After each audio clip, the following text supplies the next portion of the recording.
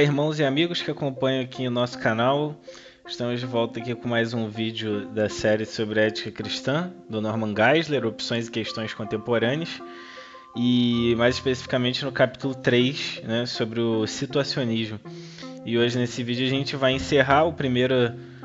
A gente tratou sobre quais são os pressupostos dessa posição, né, que tem o amor ali como o único absoluto, a única lei absoluta deles, e que tudo que fosse feito com base no amor era o que era certo. Então, e a gente viu até um pouco dos problemas disso, né, alguns exemplos ali de aplicações práticas que eles defendem ou então não apontam como pecado, apesar de terem sido cristãos, né? Foi o Fletcher, um cristão, dito cristão, que criou essa linha de pensamento. E eles não apontam pecado em algumas coisas, né? Se omitem outras, que são coisas graves. E agora nesse vídeo a gente vai estar vendo a avaliação dessa posição. Então o autor, né, o Norman Geisler, comentando mais especificamente sobre esses problemas. Nosso objetivo a seguir não é avaliar toda a ética situacionista de forma abrangente, mas apenas verificar os pontos em que ela se relaciona com a questão das leis morais. Nesse sentido, a avaliação será tanto positiva quanto negativa. A princípio, há alguns méritos claros em se sustentar apenas uma única norma absoluta. Então, primeiro aqui, algumas vantagens, né? O que a gente pode tirar de bom dessa posição. Críticos que defendem uma visão mais tradicional e absolutista tendem a reagir com vigor ao relativismo de Fletcher, ao pragmatismo, ao emotivismo e a tantos outros exemplos radicais. Mas o que algumas vezes se esquecem é que nesses contextos há uma clara reivindicação de que essas éticas são absolutas, um absolutismo representado por uma só norma. É nesse último sentido que muitos dos méritos da posição situacionista emergem. Então vamos aqui passar rapidamente para alguns pontos positivos. É uma posição normativa. A primeira coisa a ser elogiada é a tentativa de Fletcher de estabelecer uma abordagem normativa. Sua segunda proposição diz: a norma suprema da decisão cristã é o amor, nada mais.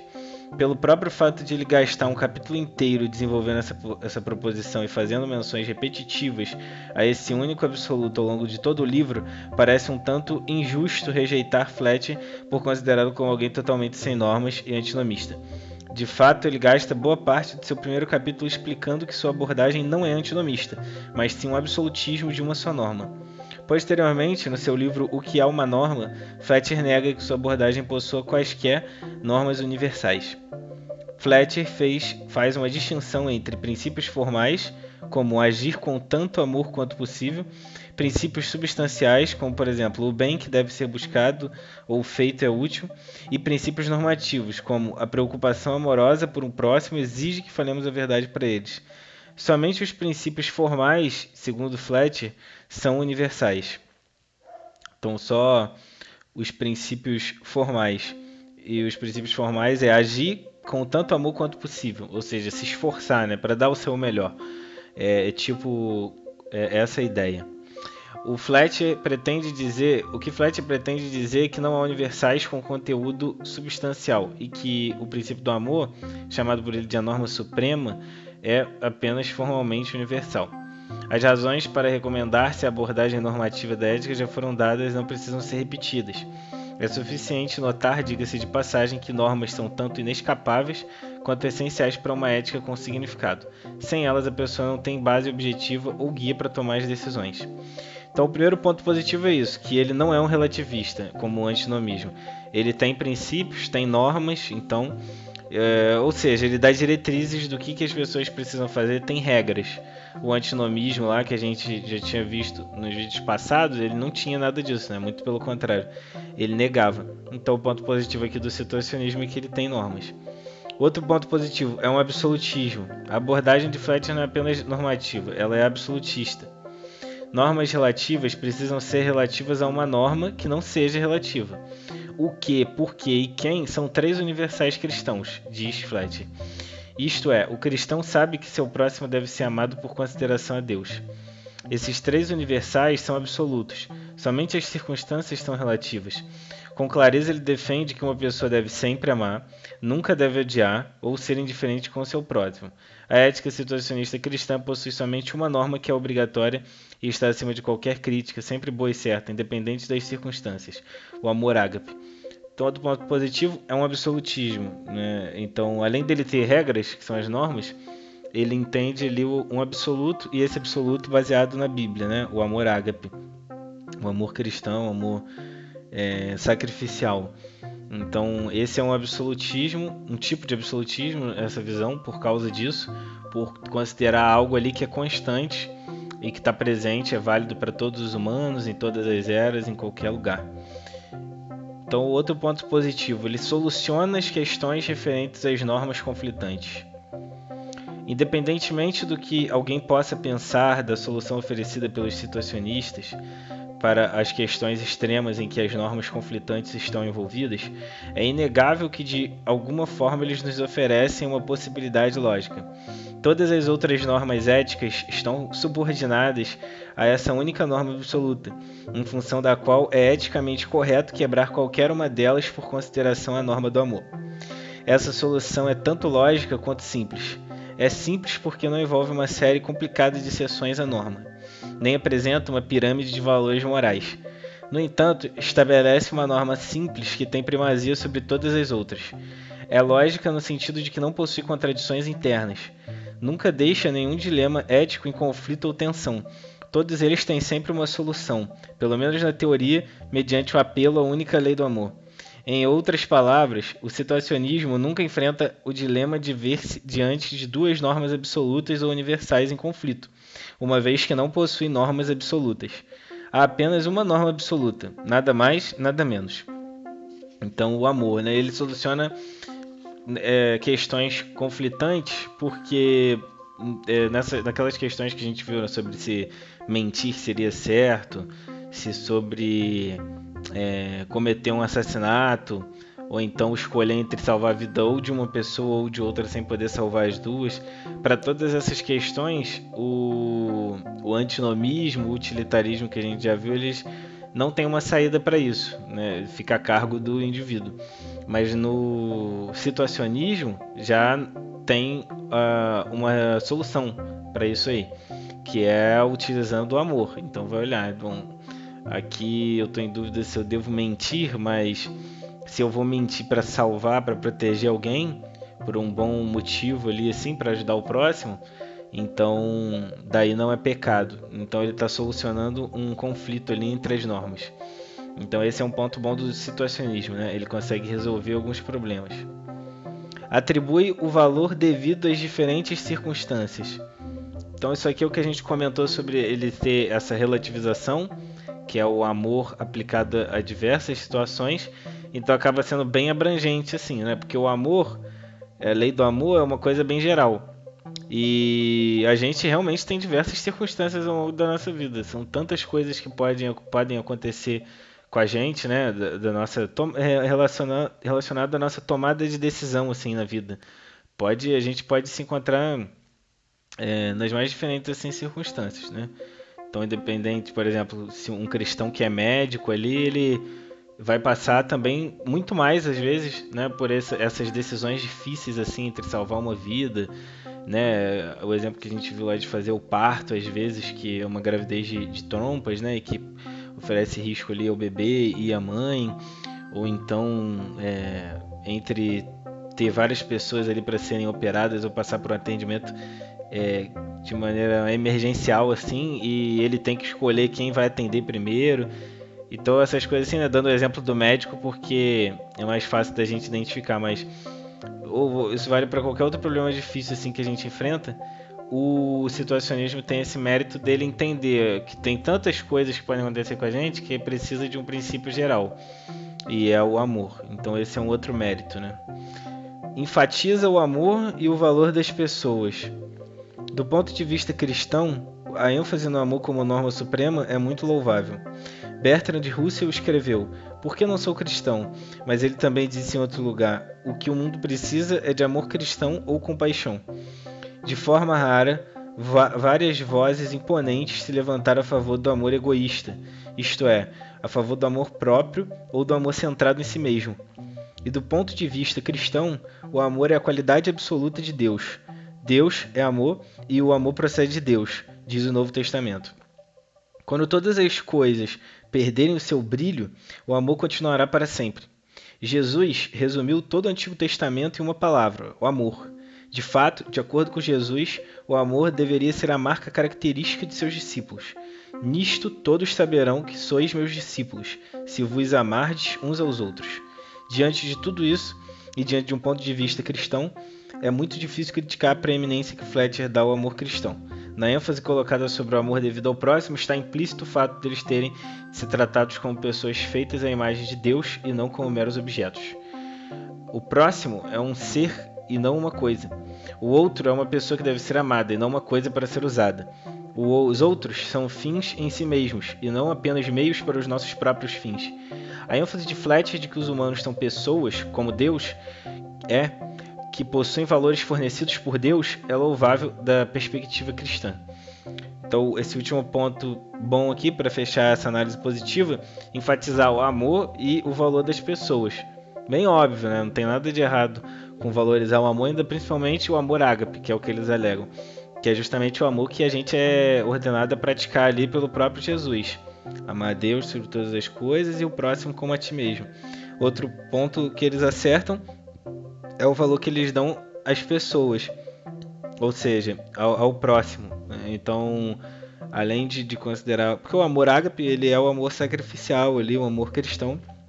Então, eles também valorizam a pessoa que precisa de ajuda. Então, se você for necessário mentir para salvar a vida dela, né? O exemplo lá do campo de concentração nazista que a gente viu. Se for preciso você se arriscar ou você fazer algo que vai estar infringindo a lei, às vezes até uma outra lei de Deus mesmo aqui, né? Algum dos 10 mandamentos. E aí vem todos aqueles exemplos, né? As parteiras hebreias lá no Egito, que se recusaram a obedecer a ordem do faraó, ou então também ali os pais, né, de Moisés, que esconderam ele. Esses exemplos vão aparecer mais também para frente. Então ele enfatiza isso, o importante são as pessoas, porque elas foram criadas à imagem e semelhança de Deus. Então se você tiver que abrir mão de alguma regra, alguma tradição para salvar a vida de alguém, isso é importante e você não vai estar pecando, porque você vai estar exercitando o amor ágape que Jesus ordenou. Então esse aqui também é um outro ponto que o autor coloca como positivo. Então, fechada essa parte, agora a gente vai passar para o que está de errado.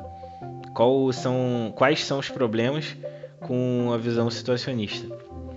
Tanto do ponto de vista moralista em geral, como da perspectiva cristã em particular, nem tudo no situacionismo de Fletcher pode ser louvado.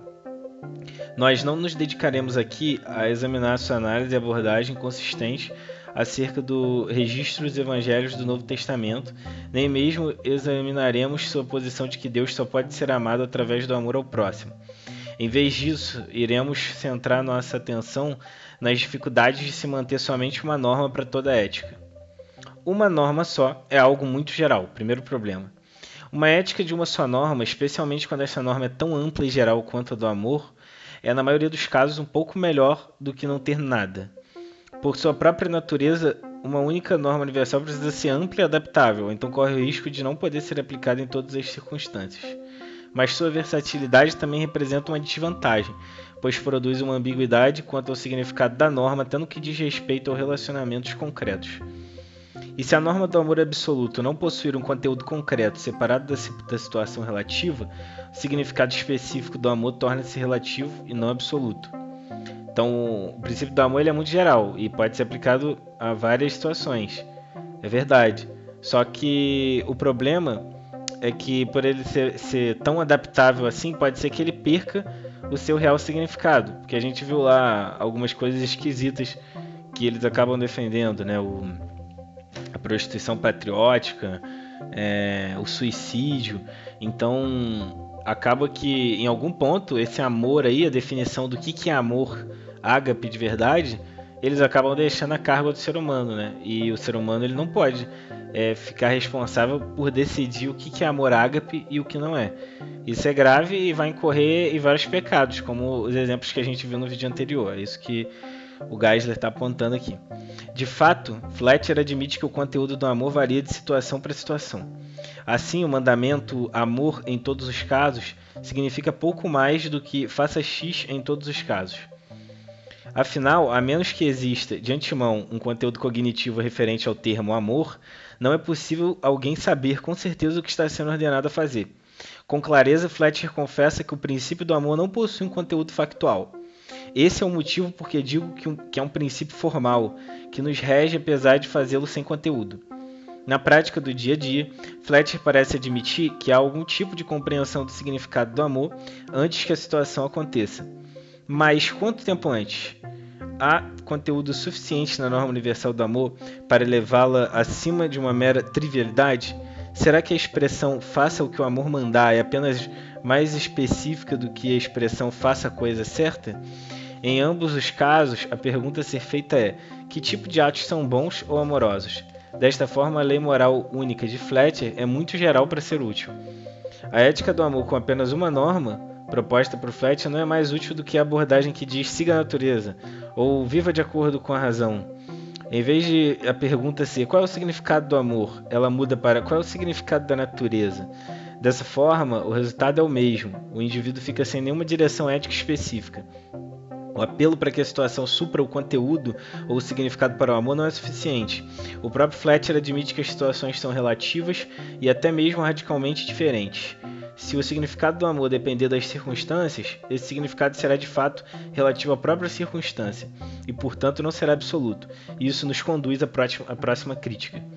Então, isso aqui da ética ser muito geral e o ser humano vai então decidir o que é o amor ágape e como que ele deve aplicar, também não dá um norte para como que ele deve viver. Ele vai ficar o tempo todo tendo que analisar e pesar como que essa lei do amor ela se aplica ao que ele está passando ali, só que ao mesmo tempo ele não tem uma liderança, né, para ele poder estar consultando, não está preocupado, por exemplo, em definir exatamente o que é amor, né? Tem os exemplos ali de Jesus, né, na Bíblia, a vida de Jesus, e como que ele levou a vida dele e como que ele instruiu para a gente continuar. Só que o situacionista, ele parece ignorar as outras, vamos dizer assim, as exortações que os apóstolos também deram, né, o restante ali do Novo Testamento. E porque Jesus ele também passou por várias situações ali e ensinou sobre várias coisas. E nos outros textos ali da Bíblia, né, quando os apóstolos dão continuidade à evangelização, eles também ficaram diante de situações novas. Por exemplo, quando a igreja se desviava de heresia. Então isso foi uma situação nova e que foi surgir ali depois que Jesus já tinha ressuscitado, já tinha subido já aos céus. Então os apóstolos presenciaram isso e deram diretrizes para isso. Só que o situacionismo ele fica mais preso só ao mandamento ali do amor e tentar aplicar e entender isso por conta própria, né? Cada pessoa, cada adepto, e como que ele vai usar aquilo no dia a dia dele. E não considera lá todos os outros princípios, né, que os apóstolos deixaram para gente, os discípulos de Jesus, os apóstolos, que também fazem parte da Bíblia, das Escrituras, e são tão importantes quanto esse mandamento do amor, né? Então o que ele está apontando aqui é isso. Eles focam em um ali e fica tão preso naquilo que aquilo se torna geral e eles deixam de estar aproveitando todos os outros princípios que Deus também deixou, né, através dos apóstolos no Novo Testamento. A situação não determina o significado do amor. O significado da norma do amor não é determinado totalmente pelos detalhes da situação, mas é apenas condicionado por elas.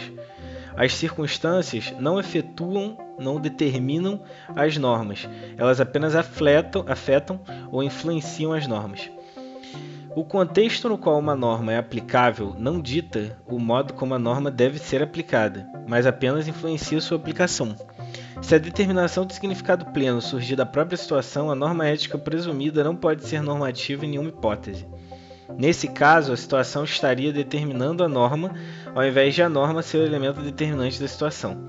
De fato, a situação não determina aquilo que é certo, e sim Deus. A situação apenas nos ajuda a descobrir qual das leis de Deus é aplicável naquele momento. Então é exatamente isso aqui, né? Não tem as outras leis. Então é focado ali no amor. Só que sempre vai depender do contexto. E aí o contexto que vai acabar ditando o que é a norma.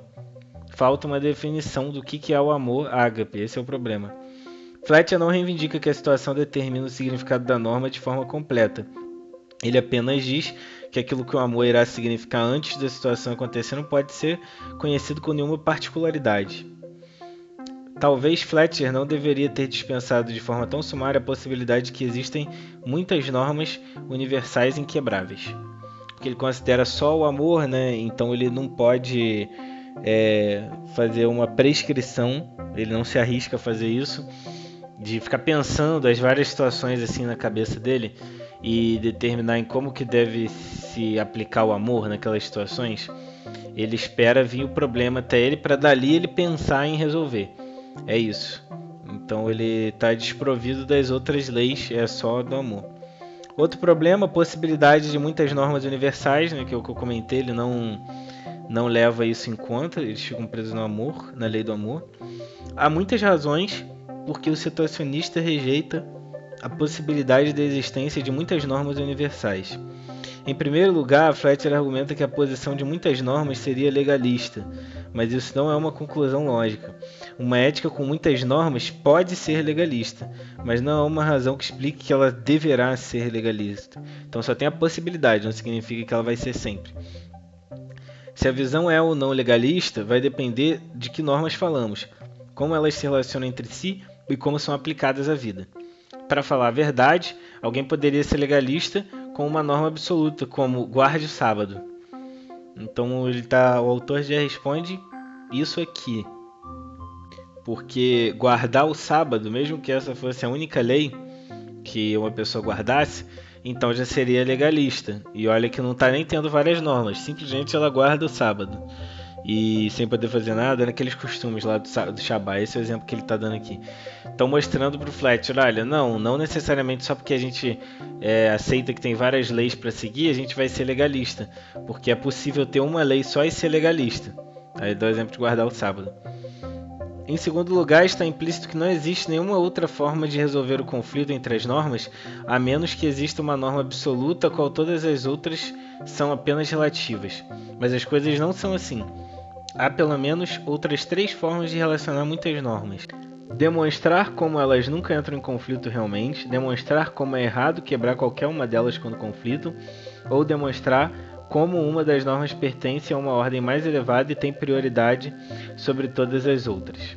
Então ele está mostrando que ter várias não tem um problema necessariamente que vai ficar conflitando o tempo todo. Você pode ter leis ali que vão ser mais importantes do que outras dependendo da situação. É uma das posições que a gente vai ver, inclusive, mais para frente.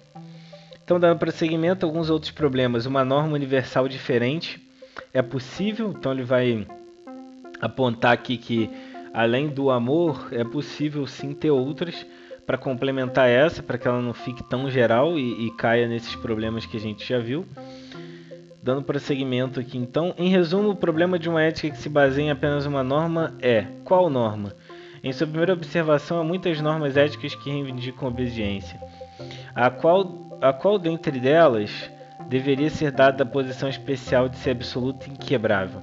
Não poderíamos desenvolver uma situação em que usássemos a verdade a qualquer preço como um absoluto singular? Não poderíamos desenvolver tal situação com a mesma consistência interna, do mesmo modo como Fletcher desenvolve a sua norma do amor? Se uma norma absoluta pode ser tão consistente quanto qualquer outra, com base em quais critérios uma norma deve ter preferência sobre a outra? Mediante a avaliação das consequências de cada uma delas, se uma norma absoluta foi escolhida com base no fato de que produz as melhores consequências para a maior quantidade de pessoas a longo prazo, estaremos diante de vários problemas. voltaria no utilitarismo, né, se fosse assim. Então o exemplo que ele está dando aqui é que a gente poderia colocar qualquer outra coisa como uma norma universal, né? Porque já que tem uma do amor, poderia ter uma só sobre a justiça e sobre a gente fazer um pacto de dizer sempre a verdade. Alguma coisa assim que também é bem geral. E na hora de aplicar a gente ia ter problema porque cada um iria interpretar como quisesse. Em primeiro lugar, nós não sabemos o que pode acontecer a longo prazo. Algumas coisas não são realmente melhores a longo prazo. Pode funcionar bem para algumas pessoas no curto prazo, como por exemplo a desonestidade e as ditaduras, né? Funciona para algumas pessoas no curto prazo, mas não é uma coisa boa a longo prazo. De fato, muitas coisas que são distintamente erradas em praticamente qualquer nível ético funcionam, como é evidente muito bem para muitas pessoas por um longo período de tempo. Por exemplo, a fraude, a mentira e o roubo. Então você não pode ter uma ética baseada em assim, aquilo que funciona e que dá certo para o maior número de pessoas. Porque tem um monte de práticas ruins que funcionam para a pessoa momentaneamente, né, enquanto está nessa vida, mas funciona nesse sentido de que ela se aproveita e se dá bem. Aqueles textos, né, de provérbios e salmos que mostram os ímpios que têm esse sucesso momentâneo aqui na Terra. É praticando mal. Hoje a gente ainda vê muita gente assim, né, enquanto durar esse período aqui na Terra, vai ter gente se aproveitando, explorando as outras pessoas e tendo sucesso momentâneo aqui na Terra enquanto isso. Ou seja, não é só porque está dando certo que é uma coisa que deve ser praticada. Esse é o argumento. Em segundo lugar, a escolha de norma com base nas suas consequências representaria um distanciamento de uma base normativa da ética em favor de uma base utilitarista, porque estaria dando aquele valor aos resultados, a mesma conversa do utilitarista. Então, o que você está fazendo, eu não me importo. Eu me importo com qual que é o seu objetivo e qual que seriam as consequências disso. Os meios que você vai usar, ele não se importa. Ele não é importante para ele. É só o resultado final e a sua intenção. Então, isso é bem perigoso, né? A gente já viu. De fato, o utilitarismo depende de normas para o seu próprio funcionamento. Isso faz com que o argumento retorne ao ponto inicial. Isso então implicaria dizer que os fins são necessários para justificar as normas e que esses fins, por sua vez, dependem de normas para serem estabelecidos. As questões ainda permanecem. Quais são as normas a ser utilizadas? Quantas? Agora vamos voltar nossa atenção para examinar a abordagem que se sustentam muitas normas visando a responder essas perguntas. Uma ética de muitas normas é defensável. Então eu vou mostrar aqui que dá para sim ter uma que não seja só baseada no amor, que tenha várias leis. Vários autores contemporâneos têm demonstrado a validade de se defender a existência de muitas normas éticas. No nível popular, isto foi feito por C.S. Lewis em Cristianismo Puro e Simples, e no nível filosófico foi feito por William Franklin em seu livro intitulado Ética. Nesta última categoria, nós também podemos colocar os trabalhos de Paul Ramsey, Ações e Normas na Ética Cristã, né, o livro dele. De fato, parece que existem muitas leis morais universais obrigatórias. Estupro, crueldade, ódio e genocídio são vistos como atos negativos mundo afora. E mesmo quando nem todos praticam essas leis com relação aos outros, ainda assim todos esperam ser tratados de acordo com essas normas. Para uma resposta a esse problema da perspectiva cristã, ver o capítulo 7. A gente ainda vai chegar lá. Tendo em vista o fato de Fletcher, de maneira mais franca, mais relutante, admitir que sua abordagem é utilitarista, talvez essa crítica deva ser enfatizada. Esse problema, né, dele não aceitar outras normas. Fletcher, na realidade, é um utilitarista. Fletcher admite sua visão como utilitarista. Dessa forma, sua posição não se constitui um absolutismo de uma só norma, mas em uma forma de generalismo. Sendo esse o caso, essa abordagem está sujeita às mesmas críticas feitas ao utilitarismo. Como ele diz, o fim justifica os meios. Ele acredita no maior amor para o maior número de pessoas a longo prazo. Nós não apenas não sabemos o que pode acontecer a longo prazo, mas aquilo que é bom para muitos pode subtrair os direitos das minorias. Além disso, só porque um fim é bom não transforma em algo bom. Há atos perversos, como o estupro, a crueldade, abuso infantil e assassinato. Nenhuma quantidade de boas intenções pode transformar um ato perverso em algo bom. Está mostrando de novo o absurdo, levando ao absurdo. Porque a princípio a gente pode pensar, realmente faz sentido que se teve uma boa intenção e que se o que ele queria no final ali conseguir era uma coisa boa, então independente de como que ele conseguiu aquilo, eu acho que tá certo. Mas ele mostra aqui o problema com isso, que tem coisas que são ruins por si mesmas e ponto final. Não tem justificativa para se utilizar disso. Crueldade, tortura contra outro ser humano, estupro, violência, abuso infantil, assassinato. Esse tipo de coisa é injustificável sobre qualquer circunstância. Contra pessoas inocentes, né? Então é isso que ele está mostrando. Não tem boas intenções ou objetivo final ali que justifique praticar qualquer uma dessas coisas. Então, se no extremo esse tipo de visão faz a gente ter vista grossa com relação a esses pecados, é porque então tem alguma coisa muito séria ali, algo muito sério de errado nessa visão. Então, para resumir e concluir o capítulo, o situacionismo reivindica ser o absolutismo de uma norma só. Ele acredita que todas as coisas devem ser julgadas por uma lei moral absoluta, o amor. Entretanto, o resultado final é que esse princípio moral único não passa, na realidade, de algo formal e vazio. Esse princípio não tem um conteúdo que pode ser reconhecido de antemão ou a parte da situação. Cada situação diferente é que realmente determina o seu significado. Assim, em última análise, a única lei moral acaba se transformando em lei moral nenhuma. O situacionismo é reduzido ao antinomismo, pois, em termos práticos, ter uma lei moral absoluta vazia não é melhor do que não ter nenhuma. E a negação de todo valor é autodestrutiva, pois valoriza o direito de dizer que não há valores. Então está sujeito às críticas ali ao antinomismo, porque ele acaba tendendo mais para se tornar um utilitarismo, até porque nem o amor mesmo, em última instância, né, por mais que o Fletcher ele advogue que é um absoluto para ele o amor ágape, na prática, que a gente viu as situações que ele mesmo defende, são coisas que relativizam o amor ao bel prazer da pessoa que está naquela situação. Né? Então, esses exemplos ali que a gente viu do adultério, do suicídio, que permite o pecado simplesmente porque a pessoa sente que está fazendo algo por amor, que ela acaba tendo um auto-engano, né? Ela se enganando, achando que ela está fazendo alguma coisa por amor a uma outra pessoa, por amor a um grupo de pessoas, e o situacionismo vai e apoia esse tipo de atitude dessa pessoa, está endossando o pecado, né? E isso é muito errado, porque ainda por cima está num contexto ali cristão, né? Igual eu já falei, então prestando esse desserviço assim, e levando as pessoas a pecar, aprovando, endossando o pecado. Então, por esse capítulo foi isso. No próximo vídeo a gente vai comentar sobre o generalismo. Então aguardo vocês no próximo vídeo. Deus abençoe.